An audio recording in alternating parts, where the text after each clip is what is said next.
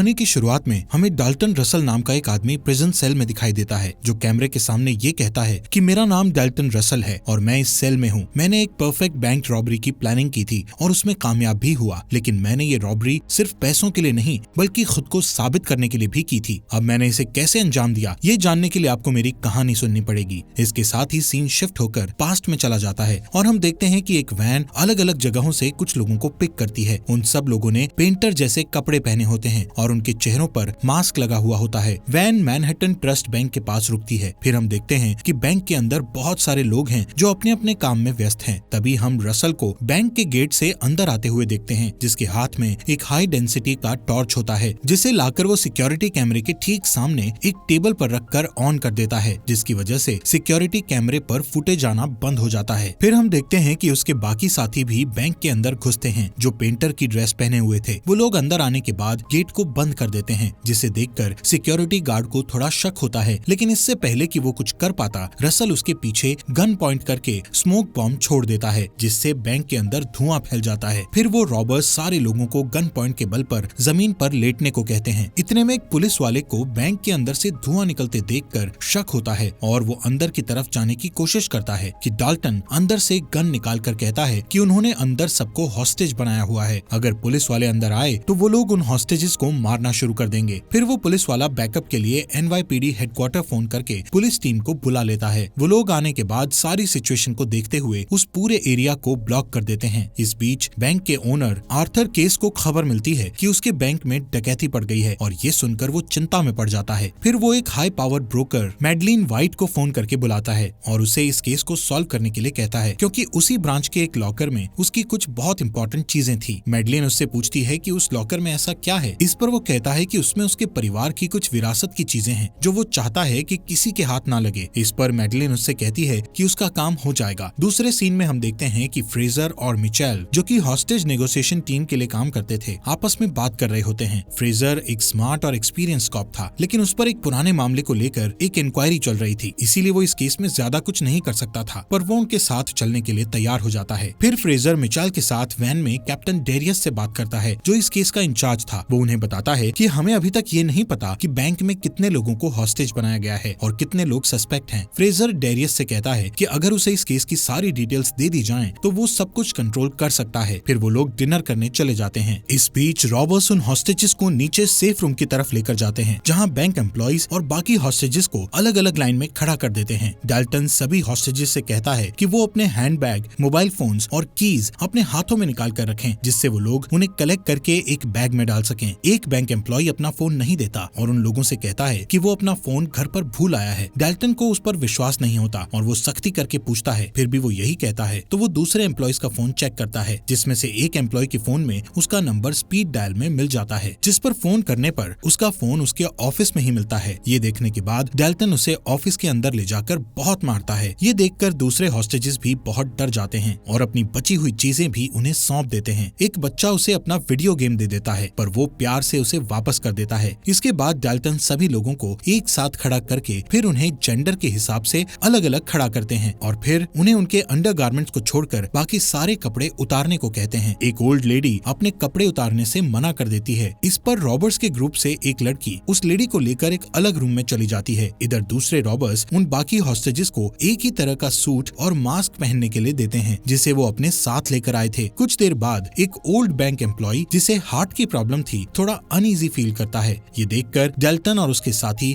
उसे बैंक से बाहर जाने देते हैं। जैसे ही वो बाहर आता है, पुलिस वाले उसे घुटने टेकने को कहते हैं। फिर वो उसे पकड़ लेते हैं और उससे अंदर के हालात पूछते हैं। तो वो कहता है कि अगर पुलिस अंदर गई तो रॉबर्स 2 लोगों को मार डालेंगे। इस बीच रॉबर्स बाकी और हॉस्टेजेस को चेक करते हैं और पूरे बैंक का जायजा लेते हैं। वो लोग सेफ रूम और लॉकर से गुजरते हुए बैक रूम में पहुंच जाते हैं, जहां ऑफिस सप्लाई रखी होती है। बाद में हम एक रॉबर को बैंक के अंदर जमीन की खुदाई करते हुए देखते हैं। इस बीच डेरियस फ्रेजर और मिचेल को उस आदमी के बारे में बताता है जिसे रॉबर्स ने बाहर आने दिया था। वो आदमी उन्हें बताता है कि अंदर 4 रॉबर्स हैं। इस पर डेरियस उन्हें बताता है कि वो रॉबरी से पहले के बैंक के वीडियो फुटेजेस का इंतजार कर रहा है, जिससे कि अंदर के हालात का सटीक अंदाजा लगा सके। वो बताता है कि बैंक के सारे कॉल्स उनकी तरफ डाइवर्ट कर दिए गए हैं और अब फ्रेजर के ऊपर था कि वो आगे क्या करता है। फ्रेजर को लगता है कि अभी रॉबर्स से बात करने का सही समय नहीं है, क्योंकि वो ये देखना चाहता था कि रॉबर्स का अगला कदम क्या होगा। इस इंतजार इंतजार के दौरान मिचेल को रॉबर्स की वैन बाहर खड़ी मिलती है जो कि उनके हिसाब से चोरी की होगी। आखिरकार कुछ देर के बाद फ्रेजर डेल्टन से बात करने को तैयार हो जाता है और वो बैंक में फोन लगाता है, पर डेल्टन फोन पिक नहीं करता। तब तक सिक्योरिटी कैमरा की फुटेजेस आ जाती हैं और वो लोग उसे चेक करने लगते हैं, पर उन्हें कोई सुराग नहीं मिलता क्योंकि रॉबर्ट्स ने अपने साथ लाए हुए लाइट्स की हेल्प से इन कैमरास को पहले ही ब्लाइंड कर दिया था। तभी बैंक के सामने कुछ हलचल दिखाई देती है और सारे पुलिस वाले उधर दौड़ पड़ते हैं। ठीक उसी वक्त मैडलिन न्यूयॉर्क के मेयर से मिलने जाती है। वो उनसे कहती है कि उसके एक क्लाइंट के लिए उसे उनकी हेल्प चाहिए क्योंकि वो अपने क्लाइंट के लिए हॉस्टेजेस को मॉनिटर कर रही है। वो कहती है कि उसे किसी तरह बैंक के अंदर जाने का इंतजाम करा दे, साथ ही सेफ्टी के लिए कुछ पुलिस वालों को भी उसके साथ कर दे। पहले तो मेयर इसके लिए साफ मना कर देता है, पर मैडलिन के बहुत इंसिस्ट करने पर मान जाता है। इस बीच रॉबर्ट्स एक और हॉस्टेज को मैसेज के साथ रिलीज करते हैं। जैसे ही वो हॉस्टेज बाहर आता है, सारे पुलिस वाले उसे दबोच लेते हैं। वो एक सिख था, पर गलती से वो सब उसे अरबी आतंकवादी समझकर उसकी पगड़ी उतारकर उसके धर्म का अपमान करते हैं। उसे बुरी तरह पकड़कर ले जाते हैं और एक रेस्टोरेंट में जाकर उससे पूछताछ करने लगते हैं। सिख बहुत नाराज होता है, पर वो लोग किसी तरह उसे मना लेते हैं। फिर वो बताता है कि अंदर कम से कम 20 से 30 हॉस्टेजेस हैं और वो रॉबर्ट्स फॉरेनर्स हैं। इसके बाद वो लोग उस मैसेज को पढ़ते हैं जिसे रॉबर्ट्स ने उस हॉस्टेज के साथ भेजा था। उस मैसेज में लिखा था कि उन्हें 2 बस और एक जंबो जेट चाहिए जो कि 9 बजे तक उन्हें डिलीवर कर दिया जाए, और अगर पुलिस वालों ने उनकी डिमांड्स पूरी ना की तो हर घंटे में एक हॉस्टेज को मार डाला जाएगा। उसमें ये भी लिखा था कि बैंक को अंदर से एक प्लास्टिक एक्सप्लोजिव से घेर लिया गया है। इस पर वो लोग बैंक के फोन में एक मैसेज भेजते हैं जिसमें डैरियस कहता है कि वो लोग जेट अरेंज नहीं कर सकते, लेकिन बस के बारे में संभावना है। पर फ्रेजर कहता है कि जब तक रॉबर्ट्स उनसे बात नहीं करेंगे उन्हें कुछ नहीं मिलेगा, एक कप कॉफी तक नहीं। इस बीच अचानक केस वहाँ आ जाता है और कहता है कि शायद वो उनकी कुछ मदद कर सके और रॉबर्ट्स की डिमांड के बारे में पूछता है। जब कॉप्स उन्हें बताते हैं कि रॉबर्ट्स को प्लेन चाहिए तो वो कहता है कि वो शायद अरेंज कर सके। इस पर सारे कॉप्स हैरान रह जाते हैं। केस वहाँ रुककर सारी सिचुएशन और उस पर हो रही प्रोग्रेस अपनी आंखों से देखना चाहता था, लेकिन सब उसे समझा बुझाकर भेज देते हैं। इस बीच रॉबर्ट्स का एक और मैसेज आता है कि उन्हें खाना चाहिए। इसे पुलिस वाले एक अच्छा मौका समझते हैं क्योंकि खाने के साथ साथ वो वहाँ कुछ ऐसे डिवाइस भेज सकते थे जिससे कि वो अंदर होने वाली बातचीत को सुन सकें। टैपिंग डिवाइस इंचार्ज कहती है कि पिज्जा भेजना बेहतर होगा क्योंकि उसके लिए लोग एक जगह इकट्ठा होंगे और आपस में बातचीत करेंगे, जिससे हमें अंदर के हालात ज्यादा अच्छे मालूम होंगे। फ्रेजर उससे डिवाइस के बारे में पूछता है तो वो कहती है कि ये एक डिजिटल डिवाइस है जो 30 सेकंड्स तक रिकॉर्ड कर सकता है। इस बीच एक हॉस्टेज होशियारी दिखाने की कोशिश करता है तो वो लोग उसे पीटते हुए घसीटकर उस रूम में ले जाते हैं जहाँ ऑफिस सप्लाई रखी थी। थोड़ी देर बाद उनका खाना आ जाता है जो उन्होंने ऑर्डर किया था। फ्रेजर अपनी निगरानी में सारी चीजों को रॉबर्ट्स तक पहुँचते हुए देखता है और डेल्टन से खुद को इंट्रोड्यूस कराता है। फ्रेजर डेल्टन से कहता है कि अगर वो उसका फोन उठाए तो वो उससे बात करना चाहता है, लेकिन डेल्टन कुछ नहीं कहता। इसके बाद पुलिस वाले बैंक के अंदर होने वाली बातचीत को ऑडियो डिवाइस के जरिए सुनने की कोशिश करते हैं, जिससे उन्हें पता चलता है कि वो लोग किसी अलग भाषा में बात कर रहे थे। फ्रेजर अनुमान लगाता है कि वो शायद रशियन भाषा है। फिर वो मिचेल को रिलीज किए गए हॉस्टेजेस से ये मालूम करने के लिए भेजता है कि क्या उन्होंने बैंक के अंदर किसी को रशियन भाषा में बात करते देखा था। इस बीच बैंक में रॉबर्ट्स फीमेल हॉस्टेज में से किसी एक को ले जाकर दूसरे कमरे में बंद कर देते हैं और उसकी जगह वो फीमेल रॉबर उस पहले कमरे में चली जाती है और खुद हॉस्टेज होने का नाटक करती है। इसी तरह वो दूसरी लेडी को एक तीसरे रूम में बंद करते हैं। आखिर में असली फीमेल रॉबर को सप्लाई रूम में गड्ढा खोदते हुए दिखाया जाता है। इधर सारे कॉप्स एक रशियन जानने वाले कॉप के साथ बात करते हैं तो वो कहता है कि डिवाइस में रिकॉर्ड हुई भाषा रशियन जैसी लगती है, पर असल में वो बुल्गारियन है जो कि सेंट्रल यूरोप में बोली जाती है। तभी फ्रेजर को एक आइडिया सूझता है और वो उस रिकॉर्डिंग को बाहर भीड़ भाड़ वाली जगह पर बजाते हैं ताकि आने जाने वाले लोगों में से अगर किसी को वो भाषा आती हो तो उनसे संपर्क कर सके। उसका आइडिया काम कर जाता है। एक कंस्ट्रक्शन वर्कर उस भाषा को पहचान लेता है और कहता है कि वो अल्बानियन भाषा है क्योंकि उसकी एक्स वाइफ अल्बानिया से थी। ये सुनकर वो लोग अल्बानियन कॉन्सुलेट से संपर्क करने की कोशिश करते हैं पर नहीं कर पाते। आखिरकार वो उस कंस्ट्रक्शन वर्कर से फोन करवाकर उसकी वाइफ को बुलवाते हैं। उसकी वाइफ आती है और सारी सिचुएशन समझने के बाद इस मौके का फायदा उठाकर वो अपनी पार्किंग फीस माफ करवाने को कहती है। फ्रेजर उससे रिकॉर्डिंग को ध्यान से सुनकर उन्हें बताने के लिए कहता है। इस पर वो औरत हंसने लगती है और कहती है कि उसे न सिर्फ ये पता है कि वहाँ क्या बात हो रही थी बल्कि ये भी पता है कि बोलने वाला कौन है। पुलिस वाले ये सुनकर सारी बात जानने के लिए बहुत उत्सुक हो जाते हैं, पर तुरंत ही उनकी खुशी निराशा में बदल जाती है जब उन्हें पता चलता है कि वो आवाज दरअसल अल्बानिया और वरास्का के पूर्व कम्युनिस्ट प्रेसिडेंट की थी और ये रिकॉर्डिंग उन्हीं के एक पुराने भाषण का हिस्सा था। वो समझ जाते हैं कि रॉबर बहुत होशियार हैं। वो खाने के पैकेट्स में पुलिस वालों की तरफ से छुपाकर भेजे गए डिवाइस के बारे में जान गए होंगे और इसीलिए उन्होंने वो रैंडम टेप चलाया होगा ताकि वो उन्हें कंफ्यूज कर सके सकें। इसी बीच हम देखते हैं कि बैंक के अंदर डाल्टन एक एक करके सारे सेफ चेक करता है, पर किसी सेफ से कुछ लेता नहीं है। और थोड़ी ही देर में हम देखते हैं कि वो और उसकी एक साथी एक सेफ डिपॉजिट बॉक्स को खोलते हैं। उसमें उन्हें एक डॉक्यूमेंट, हीरो से भरी एक छोटी थैली और एक कार्टियर रिंग मिलती है। डाल्टन डॉक्यूमेंट्स को अपने पास रख लेता है और उसकी पार्टनर बाकी चीजों को वापस बॉक्स में बंद कर देती है। उसी वक्त मेयर मैडेलिन के साथ वहाँ पहुँचता है और बैंक के सामने खड़े वैन में जाकर डिटेक्टिव से बात करता है। वो लोग अपना परिचय देते हैं और मैडेलिन बहुत शॉर्ट में अपने वहाँ आने का मकसद बताती है। फ्रेजर उसकी हेल्प लेने में इंटरेस्टेड नहीं दिखता, तो वो लोग उसे उसके पुराने केस को लेकर ब्लैकमेल करने की कोशिश करते हैं। इस पर फ्रेजर मान जाता है। कुछ देर बाद डाल्टन फ्रेजर का फोन उठा लेता है, लेकिन बातचीत का कुछ नतीजा नहीं निकलता, क्योंकि डाल्टन उसी की बात को दोहराता है कि उसकी डिमांड पूरी नहीं की गई तो वो हॉस्टेजेस को मार डालेगा। दूसरी बार की बातचीत में भी वो सारी चीजें रिपीट होती हैं। फ्रेजर को लगता है कि वो किसी तरह रॉबर्ट से थोड़ा वक्त और ले ले तो उन्हें कोई स्ट्रैटेजी बनाने में आसानी होगी। ये सोचकर वो उनसे दोबारा खाने का ऑफर देता है, जिस पर डाल्टन उन्हें सैंडविच भेजने को कहता है। इसके बाद रॉबर्ट्स उस होल को चेक करते हैं जो उन्होंने सप्लाई रूम में खुदवाया था और आगे चलकर उनकी रॉबरी का एक बड़ा हिस्सा बनने वाला था। डाल्टन से खुद बात करने के बाद फ्रेजर मैडेलिन से भी उसकी बात कराता है। मैडेलिन उसे फेस टू फेस बात करने के लिए कन्विंस कर लेती है और फ्रेजर उसे बैंक तक पहुंचा देता है। उसे चिंता थी कि मैडेलिन कुछ गलत ना कर बैठे, पर वो उसे भरोसा दिलाती है कि वो सब कुछ संभाल लेगी। जब वो बैंक के अंदर जाती है तो इधर उधर नजर दौड़ाने के बाद वो डाल्टन की तरफ बढ़ती है। डाल्टन से बातचीत के दौरान वो उसे सेफ डिपॉजिट बॉक्स देने के बदले कम से कम सजा और $2 मिलियन देने का ऑफर करती है। डाल्टन मैडेलिन से कहता है कि उसे पता है कि वो किसके लिए काम कर रही है और वो केस को भी जानता है। वो कहता है कि केस वर्ल्ड वॉर 2 में एक नाजी कोलैबोरेटर था जिस समय वो स्विट्जरलैंड में काम करता था। वो उससे कहती है कि वो सिर्फ देखना चाहती है कि उस डिपॉजिट बॉक्स में क्या है। इस पर डाल्टन उससे एक डील करता है कि वो इसे अपने पास रखेगा और अगर वो इस रॉबरी में पकड़ा गया है तो इसके बदले वो और उसके बॉस उसे बाहर निकालने में उसकी मदद करेंगे। जब मैडेलिन बैंक से बाहर आती है तो वो फ्रेजर से कहती है कि उसने रॉबर्ट्स को एक दूसरा ऑफर दिया है जिस पर वो लोग विचार कर रहे हैं। जब फ्रेजर उससे डाल्टन के बारे में पूछता है तो मैडेलिन उससे कहती है कि वो बहुत स्मार्ट है लेकिन कोई मर्डरर नहीं है। कुछ देर तक तीनों कॉप्स किसी निष्कर्ष पर पहुंचने के लिए आपस में डाल्टन के बारे में बात करते हैं। फ्रेजर को ये लगता है कि इस तरह बाहर बैठकर बातें करने से कोई हल नहीं निकलने वाला, इसलिए वो बैंक के अंदर जाने का फैसला करता है और डाल्टन को फोन लगाकर उससे कहता है कि अगर वो उसे बैंक के अंदर आकर हॉस्टेजेस को चेक करने दे तो वो लोग उसे जेट प्रोवाइड कर सकते हैं। इस पर डाल्टन मान जाता है। इसके बाद हम फ्रेजर को बैंक के अंदर जाता हुआ देखते हैं। वो लोग उसे हॉस्टेज रूम में ले जाते हैं जहाँ वो सारे हॉस्टेजेस को सही सलामत देखता है और सब पूछता है कि क्या किसी ने रॉबर्ट्स का चेहरा देखा है। इस पर सब ना कह देते हैं। फिर वो सबसे वादा करता है कि वो उन सबको वहाँ से सही सलामत छुड़ा लेगा। वापस जाने से पहले फ्रेजर डाल्टन से फेस टू फेस बात करता है। वो उसे बातों में उलझाकर उसके चेहरे से मास्क खींचने की कोशिश करता है, पर सही समय पर दूसरा रॉबर आकर उसे ऐसा करने से रोक देता है। फ्रेजर की इस हरकत से नाराज होकर डाल्टन फिर से बस की डिमांड करता है। फिर उसके बाद वो सप्लाई रूम में चला जाता है और अपने साथी से पूछता है कि उसे इस काम में और कितना समय लगेगा। इस पर उसका साथी जवाब देता है कि उसे अपना काम खत्म करने में 2 से 3 घंटे और लगेंगे। इधर फ्रेजर वापस वैन में आकर डैरियस से कहता है कि डाल्टन कोई खूनी नहीं है और हमें उसके अगले कदम के बारे में जानने के लिए कुछ देर और इंतजार करना चाहिए। इस बीच उनके पास डाल्टन का फोन आता है और वो उनसे कैमरास को खिड़की की तरफ करने के लिए कहता है। जब वो लोग कैमरा को खिड़की की तरफ करते हैं तो देखते हैं कि डाल्टन अपने हाथों में एक गन लेकर एक हॉस्टेज को शूट करके मार डालता है। इस घटना को फ्रेजर की नाकामी समझते हुए डैरियस मामले को पूरी तरह अपने हाथों में ले लेता है और वो टैक्टिकल टीम को जल्द से जल्द बैंक के अंदर भेजने की योजना बनाता है। लेकिन टैक्टिकल टीम को बैंक के अंदर भेजना एक बड़ी चुनौती थी। किसी भी जान को कोई नुकसान ना पहुंचे, इसके लिए रबर बुलेट्स का इस्तेमाल ही एकमात्र सलूशन था। मिचेल का ख्याल था कि अगर कोई गड़बड़ हुई तो इसका जिम्मेदार भी फ्रेजर को ही ठहराया जाएगा, लेकिन वो कहता है कि उसकी मैडेलिन से डील हुई थी और वो एक अच्छा डिटेक्टिव साबित होगा। इससे पहले कि डैरियस टैक्टिकल टीम को बैंक में भेजता,